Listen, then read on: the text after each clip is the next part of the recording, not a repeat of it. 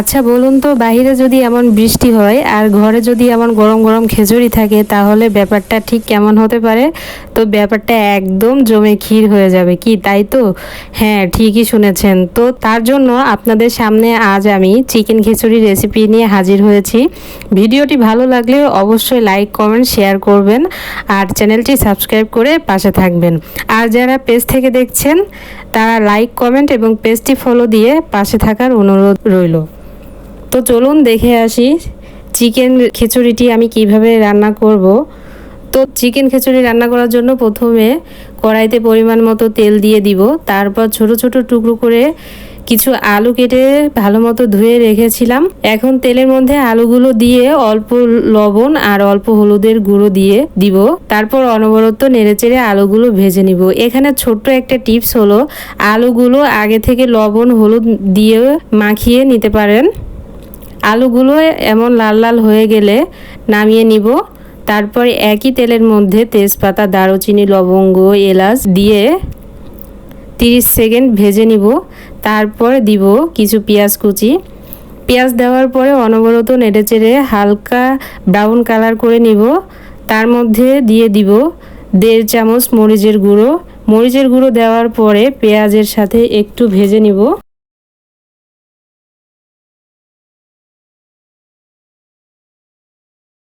কয়েক সেকেন্ড ভেজে নিলেই হবে, বেশি ভাজার দরকার নেই। তারপর দিব 2 চামচ রসুন বাটা আর 2 চামচ আদা বাটা।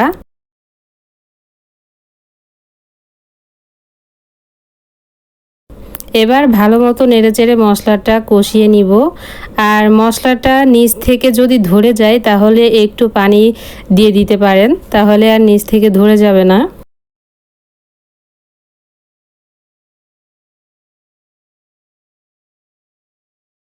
মশলাটা কষানো হয়ে গেলে দিয়ে দিব পরিমাণ মতো লবণ আর হলুদের গুঁড়ো আর ভেজে রাখা কিছু মশলা গুঁড়ো। এই মশলা গুঁড়োর মধ্যে কি কি আছে তা আমি ডেসক্রিপশন বক্সে দিয়ে দিব। ডেসক্রিপশন বক্স চেক করলেই পেয়ে যাবেন। আর এই মশলাগুলো দিয়ে দেওয়ার পর বেশি ভাজার দরকার নেই, একটু কোনো রকম নেড়ে চেড়ে নিলেই হবে। তারপর দিয়ে দিব চিকেন। এখানে শুধু চিকেন নয়, আমি মুরগির পা, তারপরে গিলা, কলিজা এইগুলো দিয়ে দিয়েছি। আপনারা এগুলো যারা খান তারা বুঝবেন যে এগুলো খেতে কতটা টেস্ট, কতটা মজা হয় খেতে।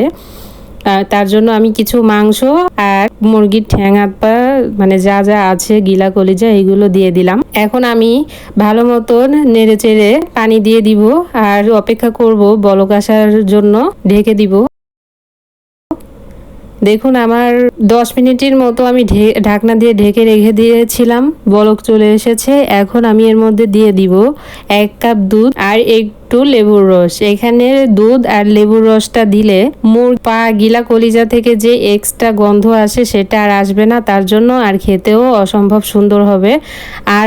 আর ভেজে রাখা আলু আমি আগেই দিয়ে দিয়েছি আর ক্যামেরাটা অফ ছিল, যার জন্য আমি বুঝতে পারিনি। তো তার জন্য সরি। তো আমি দেখাচ্ছি যে আলু দিয়েছি।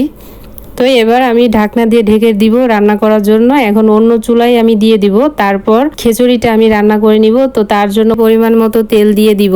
তারপর গোটা মশলা দিয়েছি, তেজপাতা, লবঙ্গ, দারুচিনি, তারপর এলাচ, গোলমরিচ এগুলো দিয়ে দিয়েছি। এখন 30 সেকেন্ড মতো ভেজে তারপর দিয়ে দিব পেঁয়াজ কুচি। পেঁয়াজটা দিয়ে অনবরত নেড়েচেড়ে লাল লাল করে ভেজে নিব। এখানে ছোট্ট একটি টিপস হলো, পেঁয়াজের সাথে একটু ঘি দিয়ে দিতে পারেন, তাতে ভাতের ঘ্রাণটা খুব সুন্দর আসবে। তার জন্য মানে খিচুড়ি পেঁয়াজটা লাল লাল করে ভেজে নেওয়ার পর তার মধ্যে দিয়ে দিব মরিচের গুঁড়ো। মরিচের গুঁড়া দিয়ে আমি আবারও একটু নেড়েচেড়ে নিব 30 সেকেন্ড মতো, মানে ভেজে নিব পেঁয়াজের সাথে। তারপর দিয়ে দিব 1 চামচ আদা বাটা, 1 চামচ রসুন বাটা। এগুলো দিয়ে অনবরত নেড়েচেড়ে মশলাটা ভালো মতো কষিয়ে নিব। মশলাটা কষানো হয়ে গেলে দিয়ে দিব পরিমাণ মতো হলুদের গুঁড়ো, দিয়ে দিব পরিমাণ লবণ আর দিব ভেজে রাখা সেই মশলা 1 চামচের মতো দিয়ে একটু নেড়ে চেড়ে তারপরে চাল আর ডাল দিয়ে দিব। চাল ডাল আমি একসাথে ধুয়ে 30 মিনিট ভিজিয়ে রেখেছিলাম পানির মধ্যে, তারপর পানি ঝরিয়ে নিয়েছি। আমি এখানে 3 পট চাল আর 1 পট ডাল নিয়েছি, নিয়ে এখন অনবরত নেড়েচেড়ে ভেজে নিব।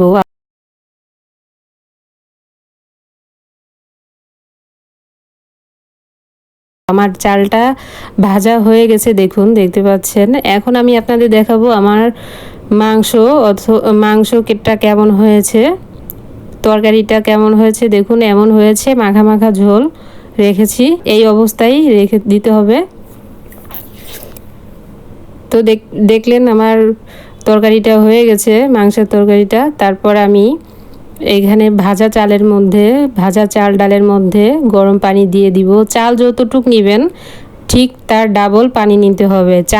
চাল হলো 3 পট, তার জন্য 6 পট পানি নিয়েছি, আর ডাল হলো 1 পট, তার জন্য আর 1 পট, তাহলে 6 পট আর 1 পট বেশি নিয়েছি, 7 পট আমি পানি নিয়েছি মোট। আপনারা এইভাবে একটু মেপে দিবেন। পানি দেওয়ার পর ঢাকনা দিয়ে ঢেকে দিব, আর একটু বলক আসার জন্য অপেক্ষা করব। বলক চলে এলে আর একটু নেড়ে চেড়ে দিয়ে আবারও ঢাকনা দিয়ে ঢেকে দিব। তারপর খিচুড়িতে যখন হালকা পানি থাকবে তখন আগে থেকে রান্না করে রাখা মাংস দিয়ে দিব। এখানে ছোট্ট একটি টিপস হলো, মাংসের মধ্যে যে কলিজাগুলো আছে এইগুলো তুলে রাখতে হবে। তুলে না রাখলে ভাত যখন আমরা নাড়াবো, অর্থাৎ খিচুড়িটা যখন নাড়াবো, তখন কলিজাগুলো গলে যেতে পারে, ভেঙে চুরে যেতে পারে, তার জন্য। তো হালকা হাতে আমি নেড়ে চেড়ে দিব ভালো মতো। আমার ভাতটা হয়েছে, আর তেমনটা সিদ্ধ হয়নি, বাকিটা দমে বসিয়ে দিলেই ভাতটা একদম হয়ে যাবে, আর কিন্তু ঝরঝরে হয়ে যাবে, ভাতটা সিদ্ধ হয়ে যাবে। এখন আমি অফ ক্যামেরায় 2-3 বার নেড়ে চেড়ে দিয়েছিলাম, আপনারাও একটু নেড়ে চেড়ে দিয়েন যাতে নিচ থেকে ধরে না যায়, তার জন্য। তারপর 2 চামচ ঘি দিয়ে আমি ঢাকনা দিয়ে ঢেকে দিব, আর 5 মিনিট রেখে দিব। 5 মিনিট রাখার পর একটু নেড়ে দিব যাতে উপরের ঘিরানটা যাতে পুরো ভাতে ছড়িয়ে যায়, এজন্য নেড়ে চেড়ে দিব। তো দেখুন আমার চিকেন খিচুড়িটা একদম রেডি হয়ে গেছে। এখন আমি আপনাদেরকে পরিবেশন করে দেখাচ্ছি আমার চিকেন খিচুড়িটা ঠিক কতটা সুন্দর হয়েছে, দেখতে পাচ্ছেন। বাহিরে বৃষ্টি আর ঘরের মধ্যে এমন সুন্দর খিচুড়ি থাকলে আর কি লাগে, কোনো কিছুই লাগে না। তো ভিডিওটি কেমন লাগলো অবশ্যই আমাকে লাইক কমেন্টস করে জানাবেন। আজকের রেসিপি এতটুকুই ছিল।